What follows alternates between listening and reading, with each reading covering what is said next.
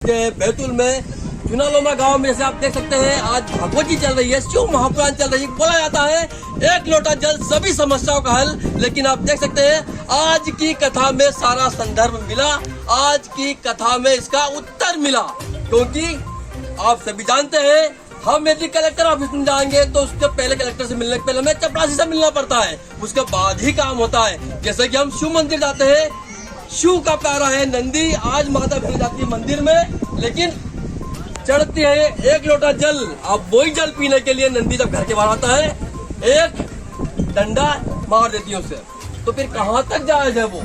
एक लोटा जल सभी समस्याओं का हल जब होगा जब गाय के सानिध्य जाएंगे, जब नंदी के सानिध्य में जाएंगे। आज चर्चा होती है, बड़ी बड़ी चर्चा होती है, पर्चे भी निकलते हैं, कृपा बरस रही है, काम हो रहा है, लेकिन आज महाराज जी ने जो कथा कही उसका सार निकला है। क्योंकि हम जब एक ही कर्म रोज रोज करते हैं तो गधे के देखने से भी वह चमत्कार हो सकता है। शिव की बात है, आज बात हो रही ना कि एक लोटा जल सभी समस्याओं का हल यदि हम करते हैं, रोज यदि हम चढ़ाएंगे तो उसका लाभ मिलता है, सब कुछ चमत्कार हो रहा है। लेकिन आज की जो कथा थी, गधे वाली कथा थी, यदि हम एक काम यदि गधे का चेहरा देखकर करेंगे चमत्कार हो जाएगा। वो कृपा नहीं है, कृपा यह है कि पहले हम नंदी के द्वार जाए, गौ माता के पास जाए, फिर बड़े बड़े चमत्कार होंगे, फिर एक लोटा जल चढ़ाएंगे उसका 10 गुना फल प्राप्त होगा। यही कथा में आज बताया गया है महाराज श्री के द्वारा। और हम इन्हीं प्रश्नों को लेकर आज महाराज जी का एक लाइव इंटरव्यू करने वाले हैं। ऐसे कई प्रश्न हैं, इन प्रश्नों को लेकर जा रहे हैं, महाराज जी से आप बात करेंगे।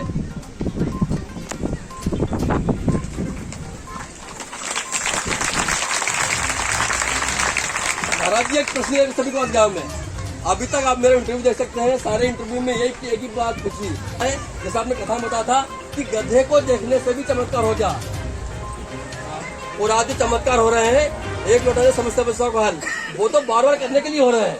चमत्कार जब होगा जब नंदी के पास जाएंगे, गाय के पास जाएंगे, चमत्कार होगा। इसको बताइए आप। ये बात सही है कि भगवान के ऊपर जल चढ़ाने से फायदा तो होता है, लेकिन भगवत कृपा अगर चाहिए तो सभी प्राणियों का हमको एक करना पड़ता है। जैसे नंदी जो द्वार पर बैठता है भगवान के, जैसे किसी बच्चे का एडमिशन नहीं हो रहा और बच्चे का एडमिशन करवाना हो तो हमको किसी से सिफारिश लगवानी पड़ेगी। तो अगर भगवान की कृपा प्राप्त नहीं हो पा रही है तो ये मान के चलो अगर नंदी का हम सहारा लेंगे तो नंदी भगवान तक हमारी सिफारिश पहुंचा देंगे। और आज वही नंदी अगर हमारे घर पानी पीने आता तो हम डंडा मार करके भगा देते ही, हमको नहीं करते, गोबर नहीं कर दिए। हाँ, बस समस्या वो आती है, गोबर नहीं हो जाए या गंदगी ना कर दे तो ये गंदगी मान करके हम उसको भगा देते हैं। लेकिन वही नंदी अगर हम उसको पूजेंगे तो वो हमारी सिफारिश जो है ना शिव जी तक जा करके। ये गोबर है, इधर गोबर की माला देखिए, गोबर की माला, गाय का गोबर देखिए, ये चमत्कार, ये गाय का गोबर है। ये इसमें कोई दो राह नहीं है, कोई संदेह नहीं है कि हमको जो है ना नंदी को भी पूजना है, शिव जी को भी पूजना है। क्यों? क्योंकि हम मनुष्य हैं और हमको सभी प्राणियों के ऊपर जो है अपनी नजर रखनी है, सबका हित करना। और दूसरा जो बागेश्वर धाम के ऊपर जो प्रश्न चिन्ह लग रहे हैं उस पर क्या बोलेंगे आप? वो तो धर्म की पताका में लहरा रहे हैं वो तो। नहीं, बागेश्वर धाम जी के ऊपर जो प्रश्न चिन्ह उठाए जा रहे हैं ये सरासर उनका उठाना और ये कहना कि बागेश्वर धाम वाले महाराज जी पंडित श्री धीरेन्द्र कृष्ण शास्त्री जी अंधविश्वास फैला रहे हैं, ये इनका कतई जायज नहीं है, ये गलत कह रहे हैं। क्योंकि बागेश्वर धाम वाले महाराज जी करके एक चले इस प्रकार की जो है ना एक आंधी भारत में ला रहे हैं। इससे हमारे हिंदू सनातन धर्म का प्रचार प्रसार होगा, हमारी संस्कृति का प्रचार प्रसार होगा। इसलिए बागेश्वर धाम वाले महाराज जी किसी भी प्रकार से कोई अंधविश्वास को बराबर नहीं दे रहे। और दूसरा प्रश्न अभी गणतंत्र दिवस था, आप गण को मतलब जनता और तंत्र और शासन दोनों घुमाता के लिए क्या संदेश देना चाहेंगे आप? देखो, जनता को भी ये चाहिए, हमने आज भी कथा में बताया कि भाई ज्यादा नहीं तो कम से कम एक एक हिंदू भाई एक एक घर में अगर एक एक गौ माता को रख ले तो गौ माता की सुरक्षा अपने आप हो जाएगी। और रही बात ये शासन तंत्र से निवेदन है कि तुम दुनिया में जो धन खर्च करते हो तो कम से कम गौ माता के बारे में भी सोचो, क्योंकि हमारे देश की सर्वोपरि धर्म की अगर कोई रीढ़ की हड्डी है तो वो गौ माता है। अगर वो गौ माता गली गली हो जाएगी ना तो एक दिन हमारा शासन तंत्र भी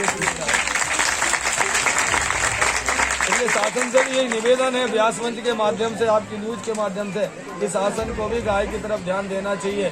और जहाँ जहाँ शासन के उससे गौशाला चल रही है वहाँ केवल पैसे खाने के काम चल रहा है। गाय जो है ना नस्ल वाली रखी जा रही है और बेचारी जो मारी मारी फिर रही है उसको कोई देखने वाला नहीं है। इसलिए शासन को ध्यान रखना चाहिए, कोई कमेटी बनानी चाहिए जिससे जो रोड पर गाय मर जाती है ट्रक में आकर के, बस के नीचे आकर के, उससे कई लोगों को भी हानि होती है। कई लोग रात में गाय से टकराते हैं तो गाय भी मर जाती है और लोग भी मर जाते हैं, एक्सीडेंट हो जाता है।